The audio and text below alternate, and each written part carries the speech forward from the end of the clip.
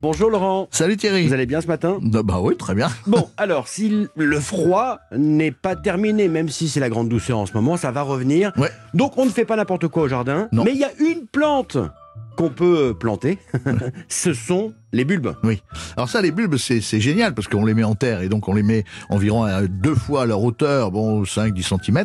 Donc ils sont protégés du froid, du gel. Et pour l'instant, on peut les mettre, on doit les mettre même, si vous voulez planter des bulbes qui vont fleurir cet été. Donc là, c'est en ce moment, hein? Oui, en ce moment, les D'accord. bégonias, les dahlias, les fraisias, les renoncules, les aromas, les arômes. Vous avez la possibilité de les mettre maintenant en terre, et non seulement la possibilité, mais l'obligation pour que cet été, vous les ayez. Et en général, ces bulbes, vous savez, c'est bon. Le bulbe de l'avantage, c'est qu'il a son garde-à-manger. C'est une petite boule, et au-dessus, vous avez, il va germer. Et vous aurez la plante. D'accord. Et donc, cette petite boule va nourrir la plante. Donc, il n'y a pas besoin d'aller chercher de la nourriture dans la terre.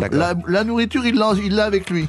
Il a son garde-à-manger. Résultat, eh bien, vous les mettez en terre. Alors, je vous donne un petit conseil. Oui, justement, comment on plante? 2 fois la hauteur du bulbe, vous les enfouissez de 2 fois la hauteur du bulbe. Parfait. Vous mesurez.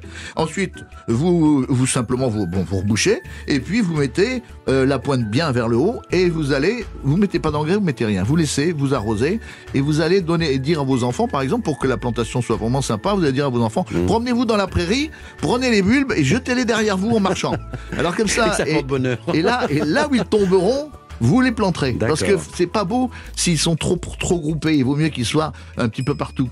Où est-ce qu'on les trouve, Laurent, les bulbes? Ah non, chez tous les marchands de... Mais moi, j'ai du mal à en trouver. On va pas citer de marque et d'enseigne, mais on n'en trouve pas partout quand même, non? Ah si, on Oui. en trouve dans toutes les jardineries, partout. Mais en ce moment, par exemple, on prend ceux, rappelez-vous, on va planter ceux de l'été. De l'été. Mais ceux que l'on va voir apparaître dans quelques minutes, peut-être même en sortant de chez vous, vous allez ouvrir la fenêtre. Ouh, maman, regarde, il y a une tulipe. La tulipe, c'est un bulbe. Les narcisses, ce sont des bulbes, les glaïeuls. Bref, tous ces bulbes qui ont été plantés à l'automne fleurissent maintenant. Votre préférence, Laurent? Bon, moi, j'aime bien la tulipe, et puis j'aime bien la tulipe noire. Bon. Vous savez qu'il existe une tulipe noire en bulbe.